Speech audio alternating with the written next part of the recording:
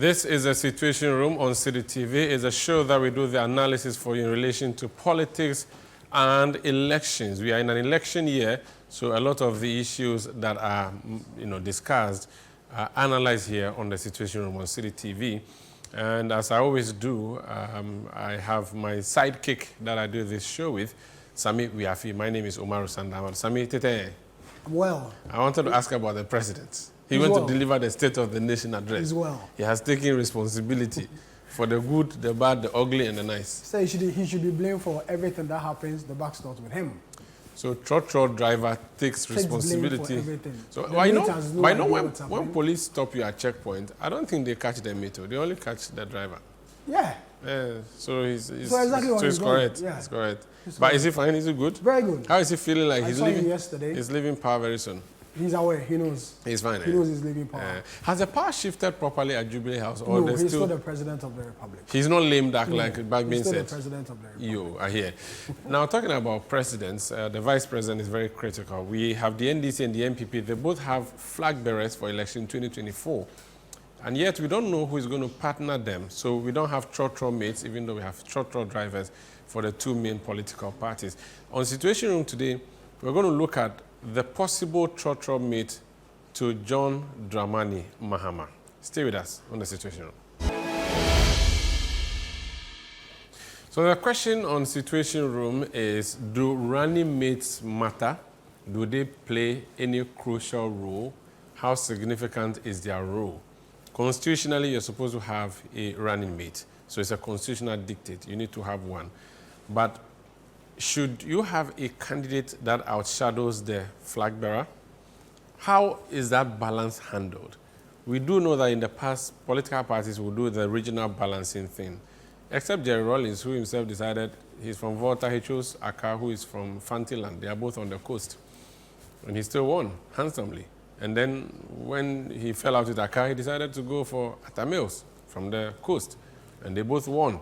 Since then, and I think Kufuor was the one who introduced that northern-southern thing, Kufuor from the middle to south, and then choosing Aliu Mahama from the north. And since then, Mills had to be going north because he's a southerner. John Mahama then had to come to south because he's a northerner.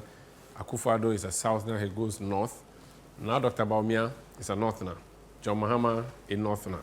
So the southern ticket is up for grabs. Now, where in the south would you go to? Would you even go to the south at all? The south, we have Volta region, Eastern region, Greater Accra, Central, Western North, Oti region, Bono, the three Bono regions, the Ashanti region. Which of these regions is going to get a candidate, and why should that matter? The MPP, we hear people say it must be from Ashanti. Must it really? The NDC, must it be from Volta? Has it ever been from Volta? These are all the questions we are looking at. So the big question, Sami Wiafe, is... Who would John Mahama select to partner him for the 2024 election, which is about 10 or 9 months away for us to know who our next president is? Two new candidates, John Mahama, well, we say new, has been there since 2000. Since 2008. No, he was a running mate. He's a new old. Sort of. Yeah. That's how you want to describe him. Old new. Maybe a returnee. Yeah. So this week, there was a statement issued by the General Secretary of the NDC, Fifi Kwete, announcing that the flag bearer, which is John Dramani Mahama, has presented a possible running mate or nominated someone to partner him for the election of December. He's done that per Article 43 of the NDC Constitution, which says the flag bearer must nominate an individual in consultation with the National Executive Committee and the blessings of the National Council of Elders, which will meet to either accept or reject the particular candidate. The NDC says on the 7th of March this year, they will officially meet and outdoor this candidate that the flag bearer or the nominee, the flag bearer has chosen to partner him for the elections of December. We all know, or we hear that the flag bearer has already settled on who wants to partner him for this election, a very crucial election in the history of our politics, because the NDC, the MPP is trying to break the 8 Something has never happened before in the politics of our country. And the NDC, which is John Mahama, also wants to stage a comeback. Possibly will be the only former president who has launched a comeback successfully in the election. So, as they all say, time will tell. But then before that, there have been quite a number of people whose names have popped up as possible running mates to the NDC flag bearer, John Dramani Mahama, former member of parliament for the Bolin Bamboy constituency, former deputy communication minister, former communications minister, vice president, and former president. Now the question is, who is going to partner John Mahama in the December election? Quite a few names have popped up. Doing our research, we hear a lot of people mention names here and there. But the first on the list is the current minority leader in Ghana's parliament, Dr. The 45-year-old Kasila Forsen, a former deputy finance minister under John Evans Atamils, the late, was at that ministry. Recently has an issue in court battling it. Remember when he was appointed as the minority leader, the national chairman of the party says this year's election is going to be economic based. And so they will need someone in parliament who has the knowledge when it comes to the economy.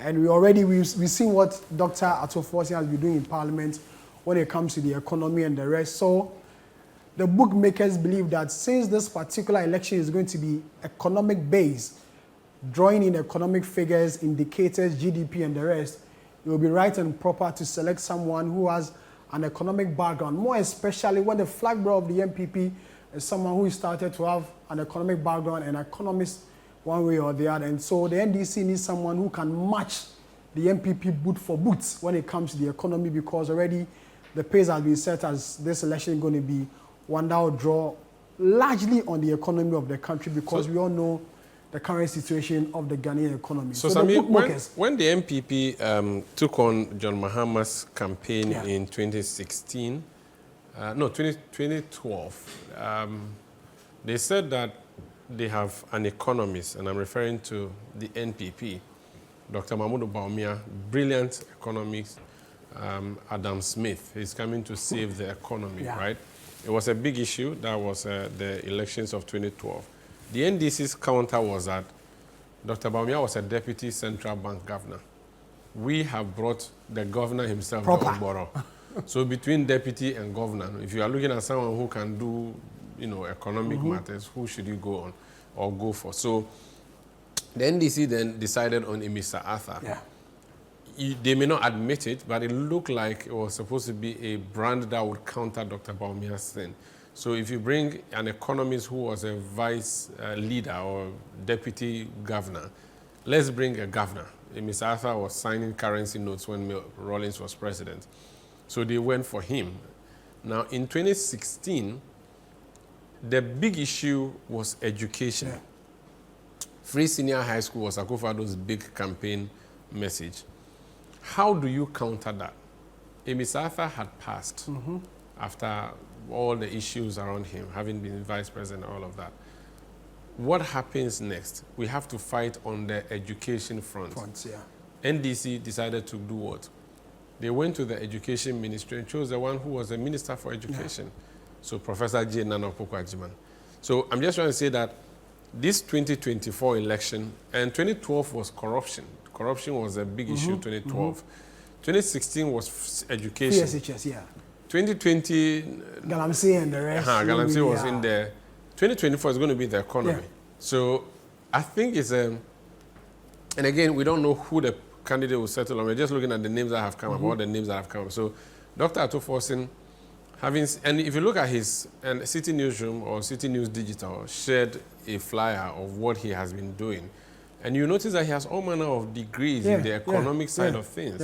And so he's a great guy when it comes to the economy. I don't know if he'll be settled on, but again, he has a baggage, doesn't he? He's going to court. As minority leader, there are even people who think that he shouldn't have made him minority leader because he goes to court every day. Which minority leader will be going to court every day? But the NDC says if he goes to court, we'll follow him. So there will be no parliament. I don't know if they can deal with that. And since it's a criminal case, you don't know how it's going to swing. So it's a bit tricky. But yeah, that's just a comment on Atoforsen there. But he's from Central Region. Central Region. The home region of the former president, the late John Evans Atamils, But then if you look at the NDC in selection of their running mates, they've done quite a few from the central region. So John Mahama in 2020 chose the former education minister, Professor Naana Opoku, who is from the central region.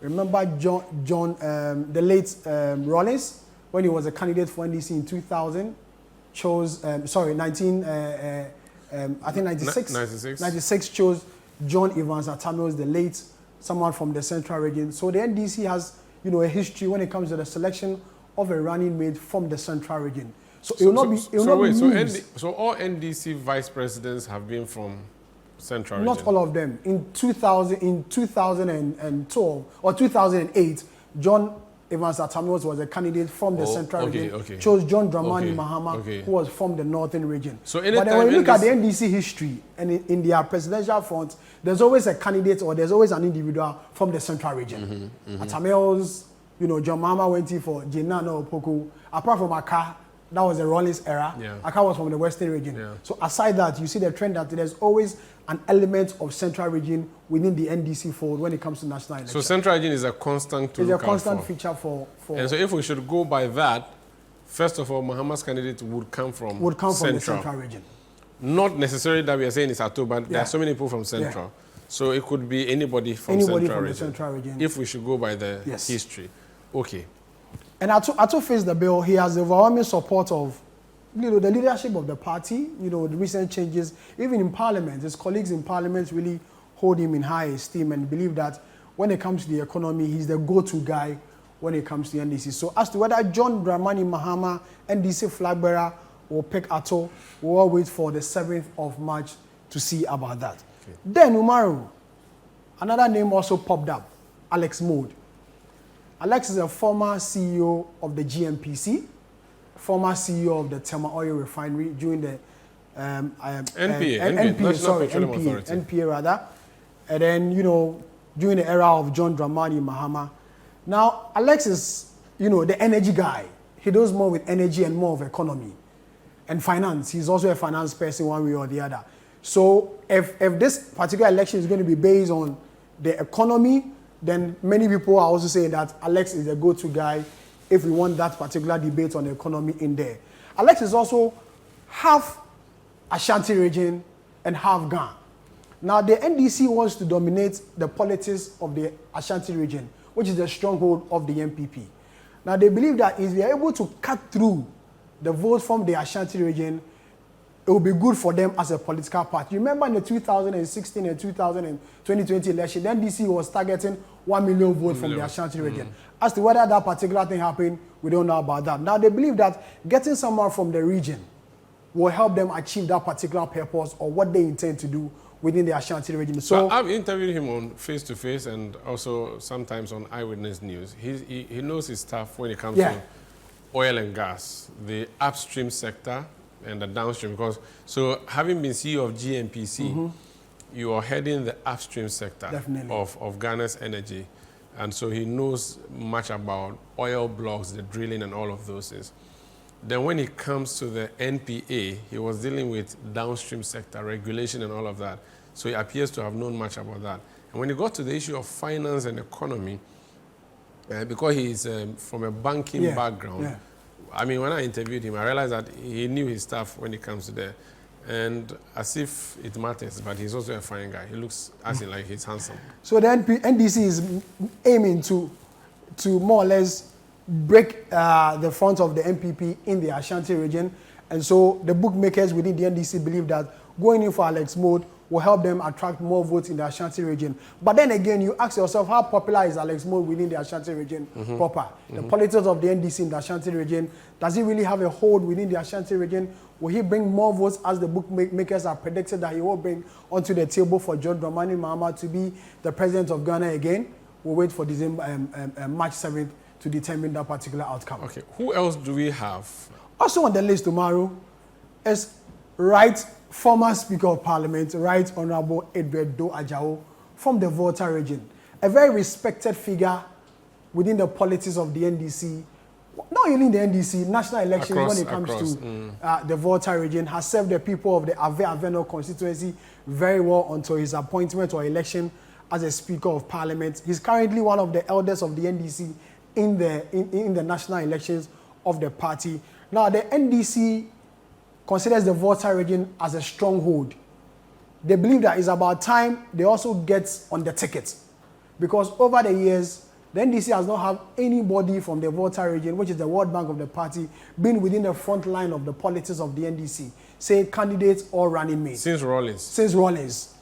So they believe that now is about time to get someone from that particular region, a stronghold of the party, to partner John Dramani Mahama, so they can attract all the votes they want within the NDC in the Volta region to add on to the ticket. And the name that comes up is Electoral Ajaho, the former Speaker of Ghana's Parliament, a respected person, an elderly statesman within the politics of this country, commands a lot of respect both within the NDC and the NPP cuts across. The people of Volta region believe that he should be the person to partner John Dramani Mahama going into the election of December. So a very experienced man, and if you look at where he comes, he's from the Aves side of the region, the Anglo side of the region, the southern part of the region. We know Volta region is very long if you add the OT region, but the southern part has the most population. And I think he's a fine guy, like you said. If you are looking for someone from the Volta region, of course, it's a big deal. My only consideration would be that so far we have showed 3 men, right? Mahama's former running mate is a woman. So if he drops a woman and replaces with a man, the politics around that is also something that you have to deal with. Again, would you be able to satisfy the Volta region without necessarily giving them a running mate? If in the past they've been content, would they be content again? Can you make the argument and say that Rawlings is the longest serving leader of Ghana, and for that matter, an ever from the Volta region is the longest serving president in Ghana, and so they have gotten their share, and now let other regions also benefit? If that's the case, then should you say let's shift from the central region, because central region has had enough? Let's look at other regions. So Greater Accra, what has happened to Greater Accra? Have we ever had a running mate from Greater Accra? That's a question that would be coming up. The NDC does very well in the Greater Accra region, just as it does in central region. So if you've been satisfying central region all the time, what happens to Greater Accra region? Another region, Western and Western North. The dynamics there are very similar, the demographics and all of those things. What happens to Western region? Should you satisfy them too? I think these are the issues that we should be looking at. Let's take a break, because I know you have a lot more people that you have there.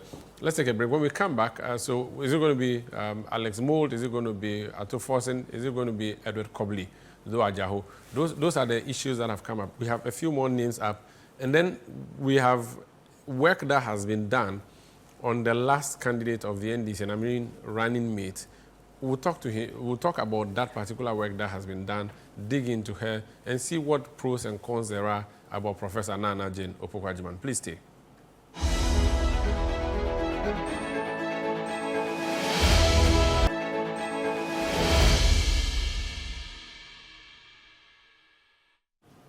You're welcome back. This is Citiuation Room on Citi TV. I'm Omar Sandamadu here with Sami Wiafi. We've been looking through the potential candidates that John Mahama may go for as he prepares to choose a running mate. Dr. Mahmoud Bawumia's turn would come. We'll discuss that here on the platform. So far, we looked at Case Ato Forsen. We looked at Alex Mould. We've just finished talking about who is the third person we talked about? Edward Ajaho, former Speaker of the House of Parliament. Sami, who else do we have? We have Alex Sigbefia, the former health minister, the current director of international relations for the NDC, was a deputy campaign manager in the last election of 2020 for the NDC. A lot of people believe that Alex identified with the middle class. He's not a politician you can find anything really to more or less label him with, corruption or issues or here and there. Alex toes within the middle class area. The NDC and those political watchers believe that if you bring someone like Alex Sigbefia, Alex will complement the ticket of John Dramani Mahama, because he's not a politician where you have a lot of loads or baggage about him, and he will satisfy the middle class. So bringing him will help. He has experience when it comes to campaigning. A former deputy campaign coordinator for the NDC, has been through the ranks of the NDC, and currently serving as the director of international relations for the party. And so he has the experience and wherewithal to more or less partner John Dramani Mahama. So in terms of regional balance from the Volta region. And he's also from the Volta region as well. Okay, interesting. Who else do we have? Then we have Julius Debra. So this Eastern region? Eastern region. Julius is from Eastern region, the core area to be precise. Served as a chief of staff for John Dramani Mahama, was also a local government minister at one time. Tourism as well. And tourism as well. Julius is more or less likable among the NDC folks because they believe that he has human relations with a lot of people. He's a go-to person, easily identified. Within the crowd, if he knows you, he can pinpoint you and call you and have a conversation with you. He's down to earth. So a lot of people believe that if the NDC wants to get people to vote for the party, you need someone with good human relations and someone with experience. As a former chief of staff, he's seen it all when it comes to the governance of this country and more or less governing the Jubilee House and the rest. So he falls in place to be the best person to partner John Dramani Mahama. And if you've seen Mr. Mahama in recent public events, you always see him with him. Yeah. So if there's anybody who knows John Dramani Mahama very well, it should be Julius Debra, who can partner him for victory come December. And he's also from the Eastern region so as well. He's a Kwewu, but again he speaks Dangme. Yeah. Which means he also has some connection to Krobo land or Dangme land. So that versatility may work for him. Like you said, his human relation very, very essential in there. I don't know, chief of staff to be vice president. When you are chief of staff, you control the whole government. Yeah. When you are vice president, I don't know, do you have control Yeah, over you the do. government? You do? You do. Are you sure? When the president is not there, you are available. And because he's from the Eastern region, the Eastern region is considered to be the stronghold, one of the strongholds of the MPP. But that's the Eastern region under Nana Akufo-Addo, or the Eastern region generally, whether... Generally from electoral vote, the Eastern region has always voted for the MPP. And so getting is the second stronghold after the Ashanti region. And so if you get someone from that region, it will help break the front for the NDC and get more votes from that particular So now side. that Nana Akufo-Addo is no more running, there's nobody from Eastern region on the ticket. The idea is that if you put an Easterner there, the Easterners will say, okay, our person is in there, so let's go for him. Okay, sounds like a good strategy. Let's see who else we have. Well, the next person on the list is Eric Opoku. I call him the cocoa man. When it comes to issues of cocoa, he's the go-to person on the minority. And in recent time, cocoa has become a topical issue in the politics of our country. Cocoa plays an important role when it comes to the economy of Ghana. He's from the BA side, you know, another area where a lot of votes really come from. Esunafo, I think north or south, one of them. It's south. South as a member of parliament for that area. And he also has a bit of roots within the Ashanti region. And so if you get him on the board... Speaks very good tree. Very good tree. Very, very good tree. And people believe that if you get him on board, more votes from the BA side, I mean the three BA regions, a bit of vote from the Ashanti region, adding up to the ticket will be a good call for the NDC by selecting him to partner John Dramani Mahama for the December election. And in Parliament, he's holding his fourth, leading the parliamentary charge on cocoa matters. Yeah. He's been pushing that agenda. All right. So he's spokesperson on agriculture, and let's see what comes up. Well, and then there's Kwame Ewa Dakun, a fine businessman, well known within the politics of the MPP, also at NDC, also identifies with the middle class. You know, was one time the former CEO of Bost and was at a point also appointed as CEO of Tor, Tamari Refinery, an energy person. You know, the energy sector is one area which will dominate the politics of Ghana come into the election. Now we are experiencing what people call doomsaw, but the ECG said it's not doomsaw, it's intermittent, you know, power supply here and there. Now the NDC or people, and has really financial resource-wise, he's a go-to person. The family, you know, when it comes to resources and the like. So the NDC and those who believe that getting Kwame Wadako on the ticket will help John Dramani Mahama in all sectors because one, he's an energy person, he's resourceful, and you know, politics in Ghana is all about resources. He will be someone who can help raise resources and help in the campaigning of the NDC. So going to him will be an ideal, more or less, selection to partner John Dramani into the election of December. And then Umaru, there's Leslie Mensah Tamaklo. A lot of people really don't know him, but he's a businessman. I was going to ask you, who is that? He's a businessman, deals more with IT, energy, and the rest. Now he's from the Volta region, from the Anglo side. We're told that he's from the Anglo royal family, more or less. Somewhere last year, there was a group of NDC supporters from the Volta and the Oti region who held a press conference calling on John Dramani Mahama to select Leslie as the running mate for the party.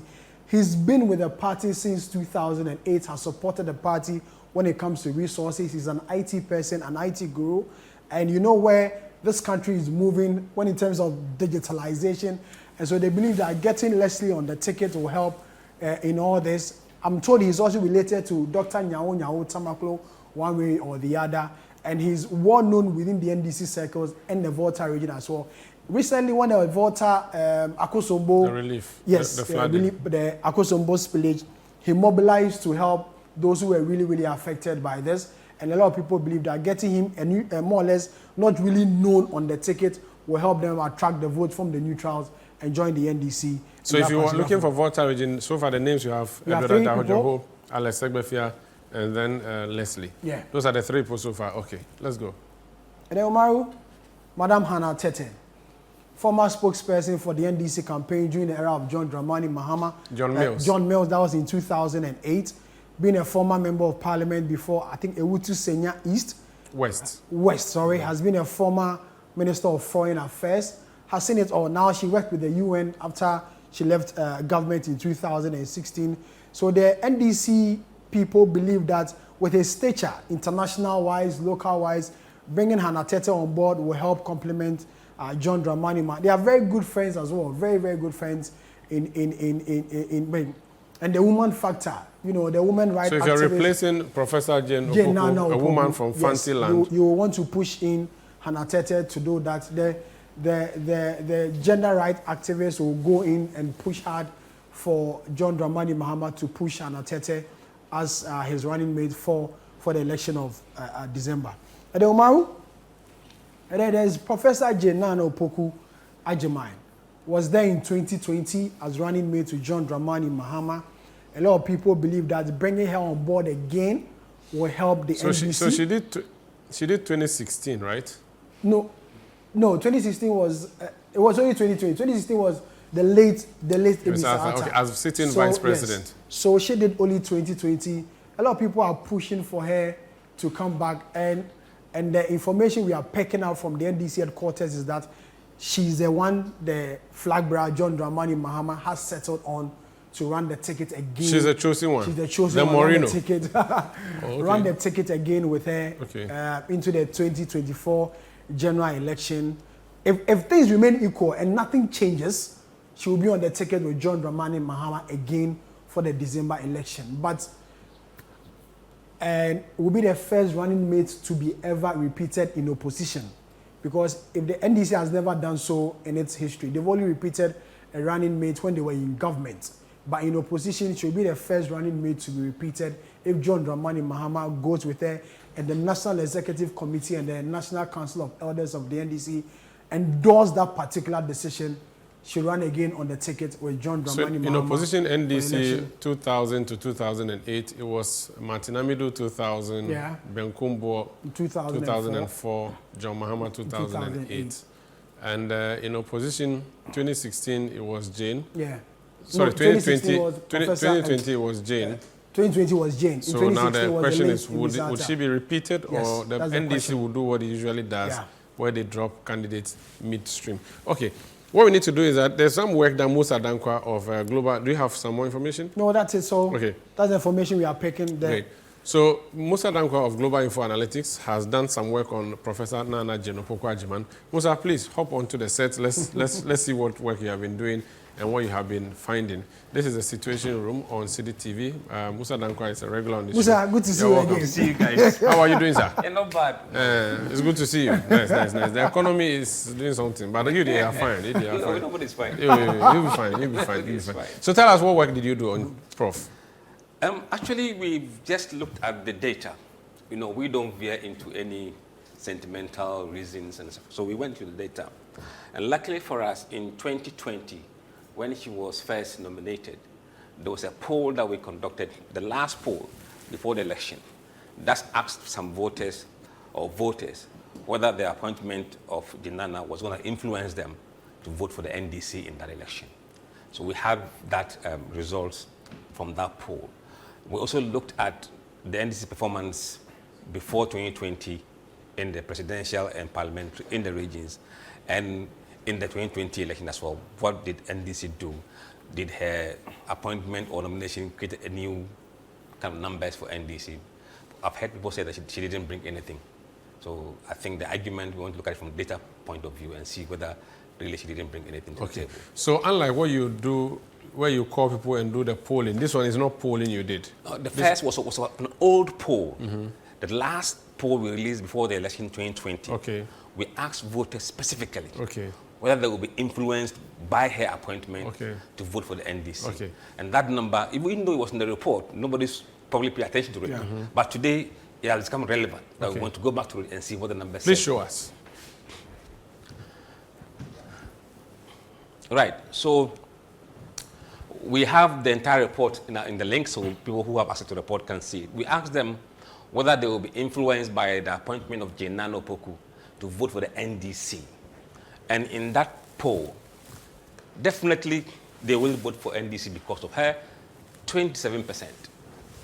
Maybe 29%.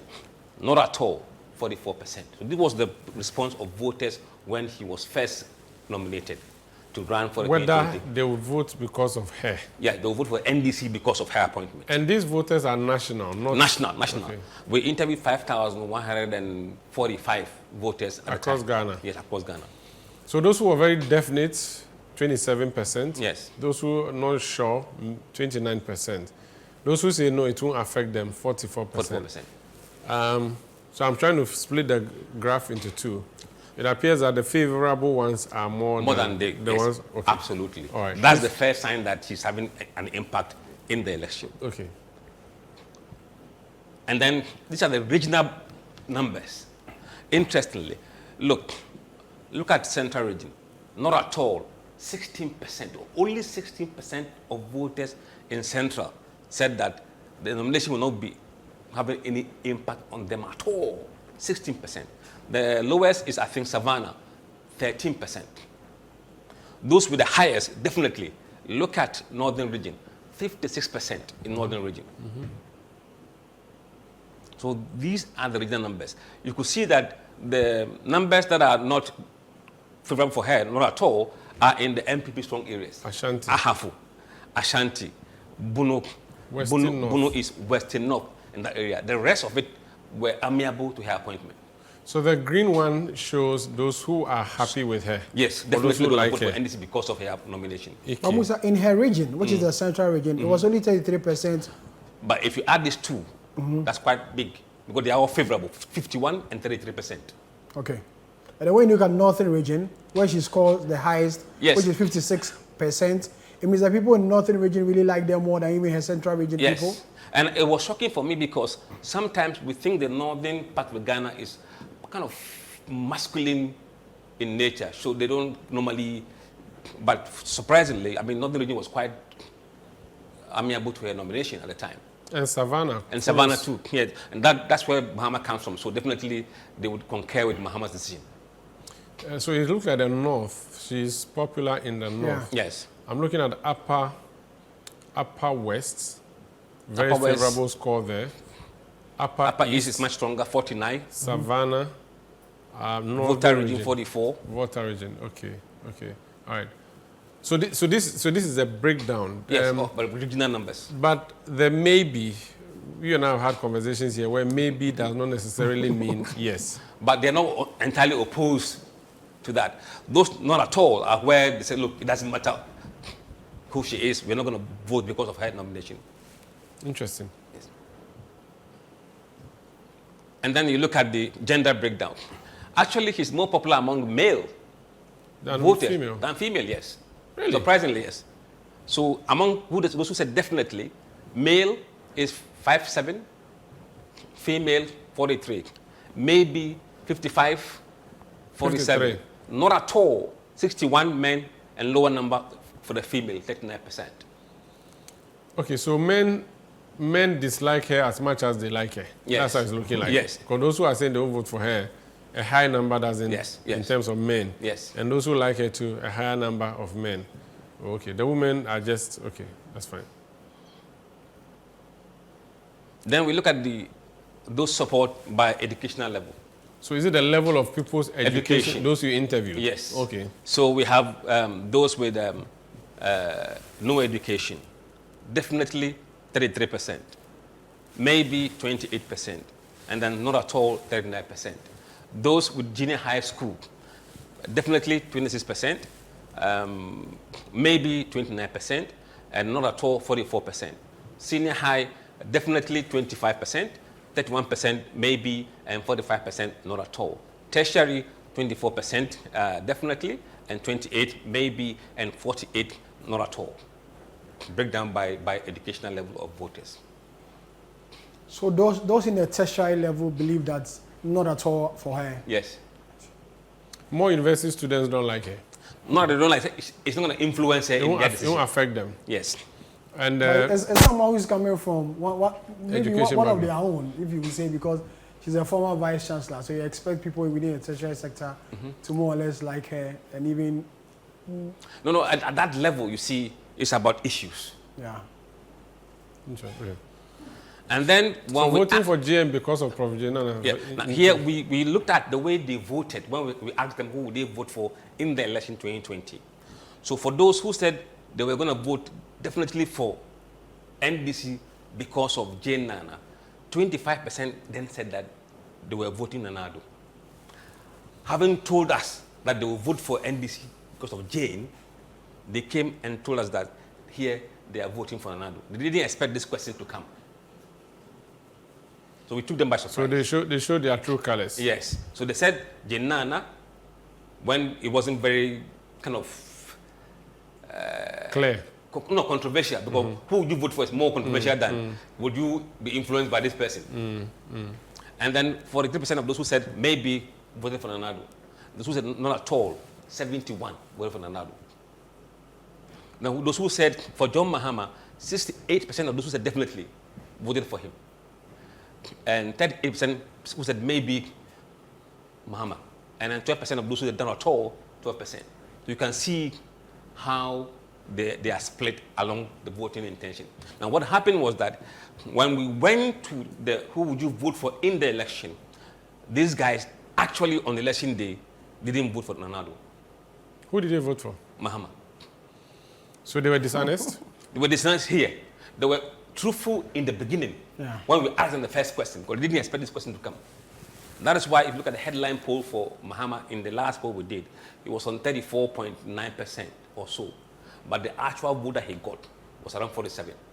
When these guys actually didn't vote for Manano, they went and voted for Mahama on election day. That's why the election was very close. Okay. Could it be the same for, go back, the same for the undecided people? Maybe you also decided to vote for Mahama? Yes, the undecided also voted for Mahama. They break out in the last minute. From the analysis we did, they went for Mahama. Okay. Now, we looked at the presidential race in the central region from 2008 to 2020. And then we look at who was the vice president candidate at the time. Here, Mills was the president, who is a Fanti. NDC won 50.6%. In 2012, Emisata was the vice president candidate. NDC won 52.1, about 1.5% margin increase. And in 2016, NDC lost central region, 43.4 compared to 53.2, about 8.7% drop. Now, in 2020, even though NDC didn't win central region, they went up by 2.5%. So Jane Naana increased the vote from 43.4 to 45.9 in the central region for the NDC. Even though they lost, they didn't lose ground compared to the year before, I mean the election before, which is 2016. So they made some grounds in central region. So those who said she didn't bring anything, actually she didn't drop vote in 2020 compared to 2016.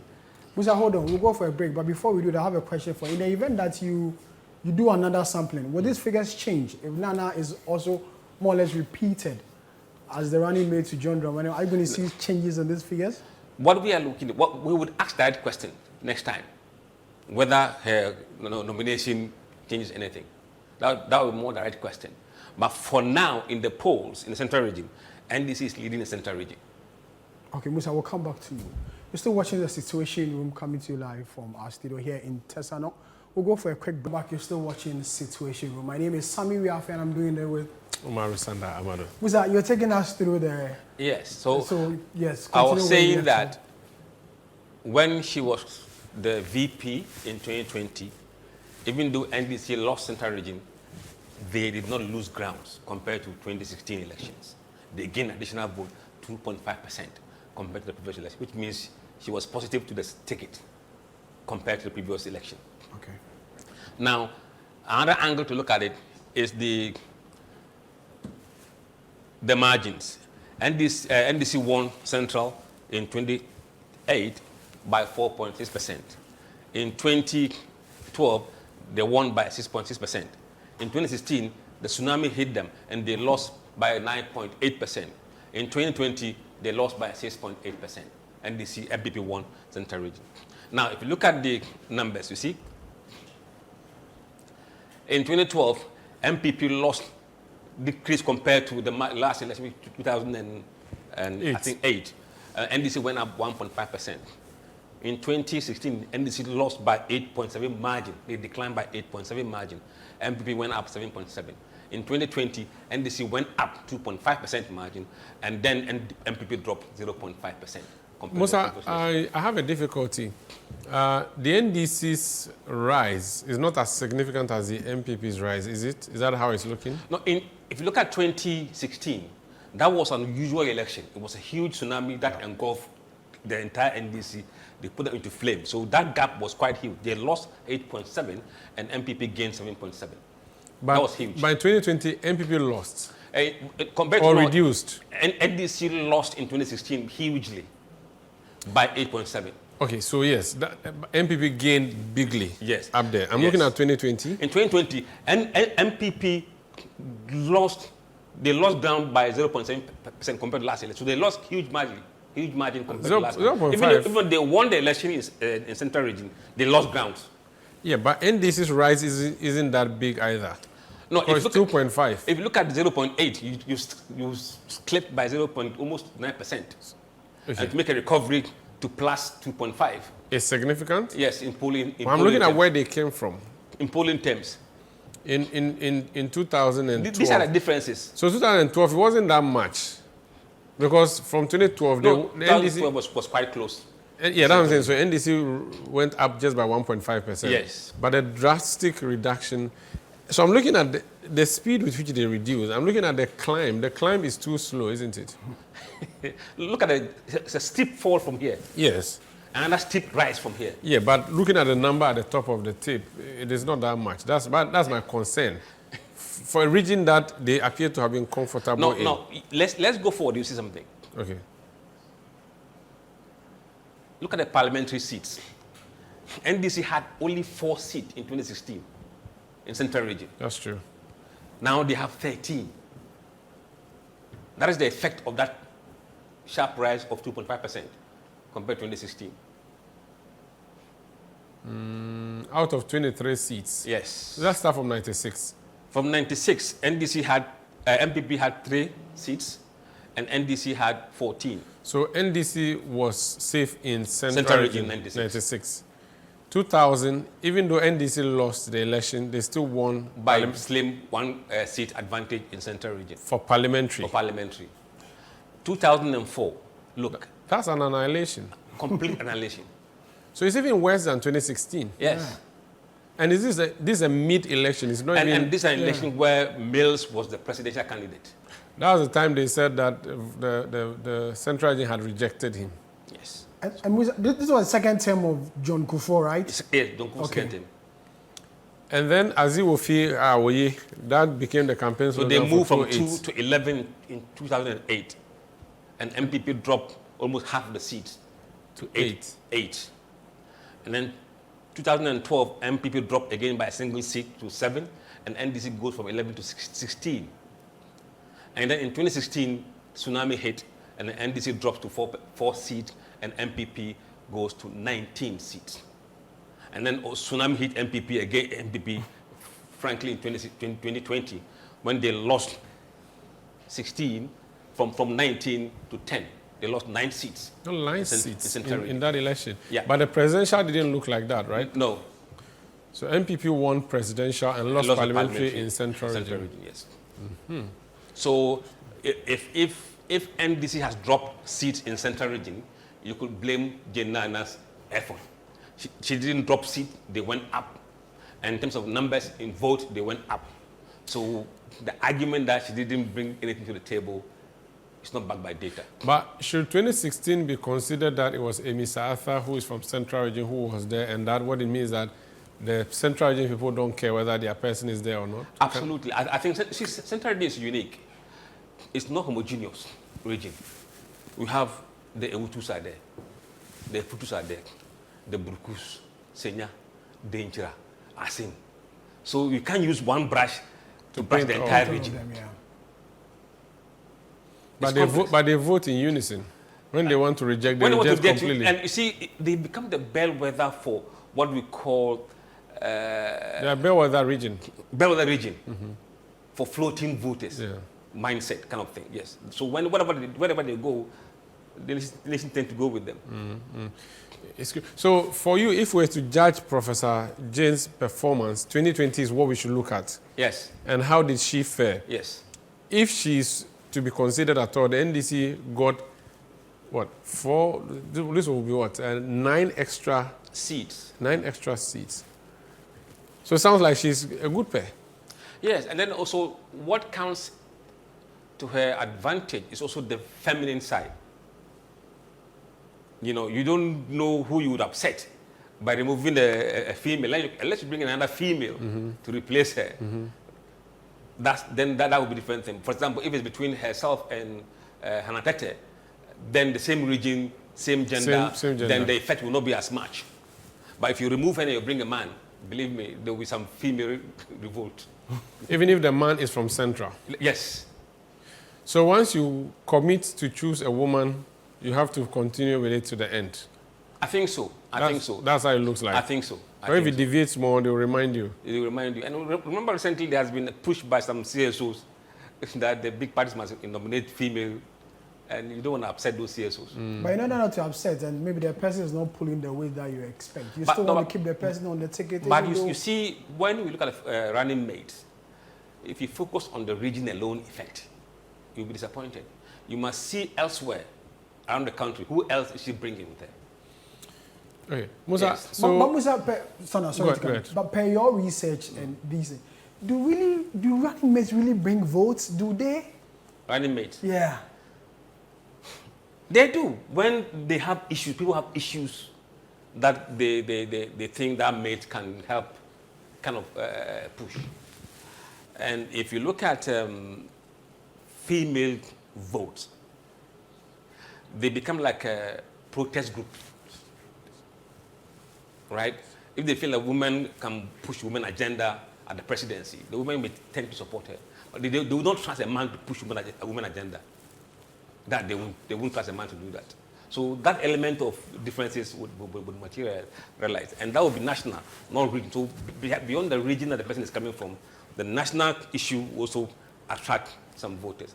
But I don't know whether 2024 elections, to be very honest, I don't think they'll play any key role. I wanted to say something. So parliamentary, she did, okay, if she's to be taking the credit, then she won 9 seats. Yes. I want to see the presidential votes for Central Region, 2020.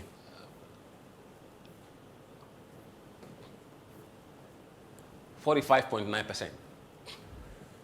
So can you blame her for that?